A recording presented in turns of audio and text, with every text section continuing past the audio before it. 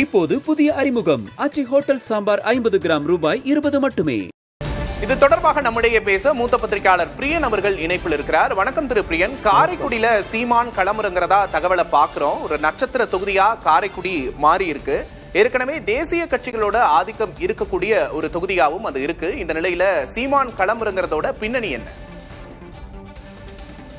சீமானை பொறுத்த மட்டும் போன தேர்தலில் அவர் திருவொற்றியூர் தொகுதியில் சென்னையில் ஒட்டி இருக்கிற திருவொற்றியூரில் நின்றார் அவர். ஸோ அங்கே ஒரு வெற்றி பெற முடியல, வெற்றி வாய்ப்பு இழந்தார்.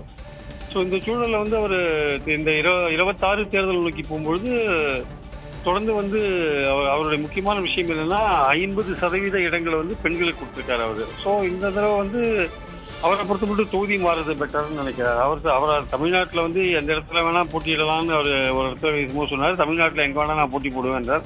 பட் காரைக்குடி அவருடைய சொந்த ஊர் சிவகங்கை. அதனால காரைக்குடியில் அவர் போட்டி போடுறது அவருடைய சொந்த தொகுதியில் போட்டி போடுற மாதிரியான ஒரு நிலையை தான் அவர் இப்போ அந்த நிலையெல்லாம் போயிருக்காரு ஆக்சுவலா. ஸோ அவரை பொறுத்த மட்டும் நாம் தமிழரை பொறுத்த மட்டும் அவங்க தேர்தல் நோக்கி போகும்போது எந்த கூட்டணியும் இல்லாமல் தனித்தே அவங்க களம் காட்டுறதை நம்ம பார்க்குறோம்.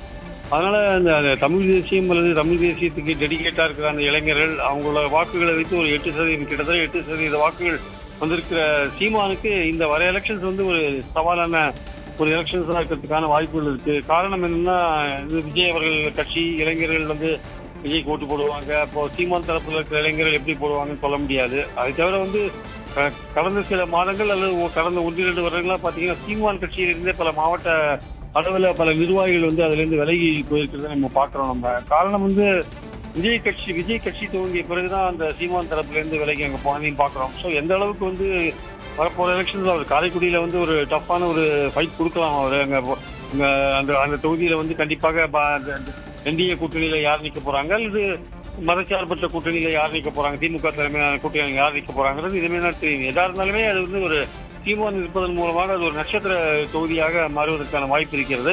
கடுமையான போட்டியை அங்க 4 கார்னர் போட்டியா இருக்கிறது, 4 முனை போட்டியா இருக்கிறதுனால கடுமையான போட்டியை சீமான் அவர்கள் சந்திக்க நேரிடும். அவருக்கான வெற்றி வாய்ப்பு என்பது அவர் வெற்றி வாய்ப்பு பெறுவதற்கு கடுமையாக போராட வேண்டிய நிலைக்கு அவர் தள்ளப்படுவார் என்பது இருக்கிறது.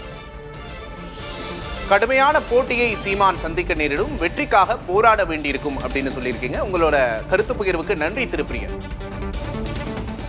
இப்போது புதிய அறிமுகம் அச்சி ஹோட்டல் சாம்பார் 50 கிராம் ரூபாய் 20 மட்டுமே.